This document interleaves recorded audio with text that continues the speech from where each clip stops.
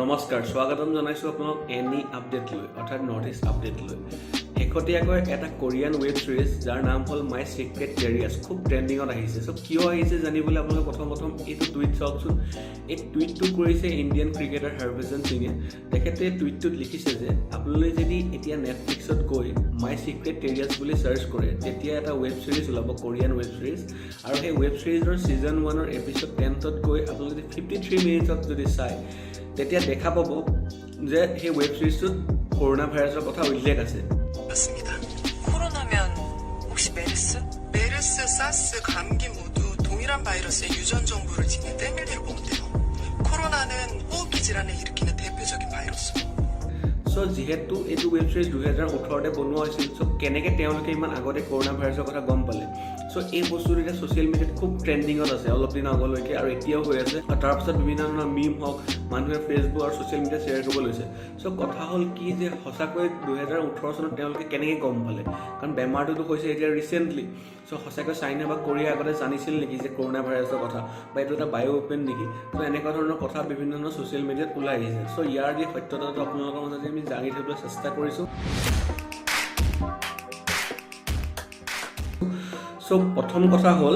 so according to WHO যে corona virus হ'ল এটা ডাঙৰ ভাইৰাছৰ ফেমিলি চৰ্দি জ্বৰৰ পৰা আদি কৰি ডাঙৰ বেমাৰ যেনে সাৰ্চ মাৰ্চলৈকে হ'ব পাৰে সাৰ্চটো যোনটো আপোনাৰ 2002 চনত চাইনাত হৈছিল আৰু 2012 চনত মাৰ্চ মিডল ইষ্টত এটা ডাঙৰ বেমাৰৰ মহামাৰীৰ নিচিনা বেমাৰ হৈছিল তাৰ উপৰিও CDC অৰ্থাৎ centre for disease control and প্ৰিভেনশ্যনৰ অনুসৰি মানুহৰ গাত কোন প্ৰথমবাৰৰ বাবে কৰোনা ভাইৰাছ দেখা দিছিল 1960 চনতে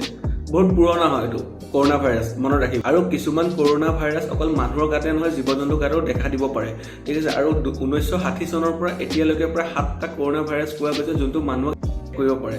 সো এতিয়া যোনটো কোভিড-19 বেমাৰ ওলাইছে এইটো মানুহৰ গাত আগতে পোৱা নাছিল হেতু কাৰণে এই বেমাৰটো নতুন বুলি গণ্য কৰা হৈছে অৰ্থাৎ কৰোনা ভাইৰাছটো পুৰণা হয় এতিয়া যোনটো এটা বেমাৰ কোভিড-19 হেতু আগতে পোৱা নাছিল কাৰণে এই বেমাৰটো নতুন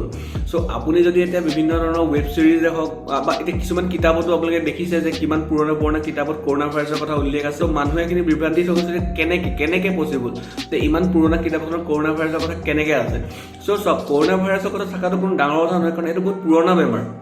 এটো আপোনাৰ 1960 চনতে প্ৰথম ওলাইছিল মানুহৰ গাত দেখা দিছিল সো তেতিয়াৰ পৰা যিকোনো ধৰণৰ কিতাপতো উল্লেখ থাকিব পাৰে কিন্তু এতিয়া যোনটো কোভিড-19 সেই বেমাৰটোহে নতুন সো আপোনালোকে কনফিউজ নহব কৰোনা ভাইৰাছ আৰু কোভিড-19ৰ মাজত সো আপোনালোকে যদি এতিয়া নতুনকৈ কিবা পায় বা কিতাপখনত যদি দেখে যে কৰোনা ভাইৰাছৰ কথা উল্লেখ আছে আপোনালোকে জানিব যে কৰোনা ভাইৰাছটো বহুত পুৰণা হয় ঠিক আছে এই কোভিড-19টোৱে নতুন সো এতিয়া সেই টুইটটো মেইন বা আপোনাৰ এতিয়া যোনটো ছ'চিয়েল মিডিয়াত ভাইৰেল হৈ আছিলে সেইখিনি বস্তু সত্যতাটো সেইটোৱে সো গতিকে ৰাইজ আপোনালোকে যদি আমাৰ ভিডিঅ'টো চাইছে তেতিয়াহ'লে আপোনালোকক আমি জনাওঁ যে আমি বিভিন্ন ধৰণৰ উৰা বাতৰি বা ফেক নিউজৰ ওপৰত আমি কিছুমান নিউজ আমি কৰি আছোঁ যদি আপোনালোকে সেইখিনি নিউজ চাব বিচাৰে তেতিয়া আপোনালোকে আমাৰ ইউটিউব চেনেলটোত যাব পাৰে আমাৰ লিংকটো ডেছক্ৰিপশ্যনত দিয়া থাকিব আৰু যদি আপোনাৰ যে কিছুমান ফেক নিউজ যদি আপুনি পাইছে বা আপুনি ভেৰিফাই কৰিব বিচাৰে তেতিয়া আপোনালোকে সেইখিনি আমাৰ ফেচবুক পেজ বা আমাৰ ফেচবুক গ্ৰুপৰ লগত শ্বেয়াৰ কৰিব পাৰিব আৰু পৰাপক্ষত ঘৰতে থাকিব ওলাই মেলি নাযাব আৰু যিকোনো এটা নিউজ পালে পটককৈ ষ্টেটাছত লগাই নিদিব কাৰণ সেই বস্তুটো বা বহুত বিভ্ৰান্তি সৃষ্টি হ'ব পাৰে কাৰণ যিহেতু আপোনালোকে এতিয়াও দেখিছে যে 2018 বা কিছুমানটো 1980 মানৰ কিতাপতে কৰোনা ভাইৰাছৰ কথা উল্লেখ আছে সব মানুহেতো সঁচাকৈ ভাবিব যে কেনেকৈ হৈ গ'ল সো আপোনালোকে গোটেই সবিশেষ কথাটো জানিলোঁ সো পৰাপক্ষত ঘৰতে থাকক ষ্টে হোম ষ্টে ছেফ আজিলৈ নমস্কাৰ ধন্যবাদ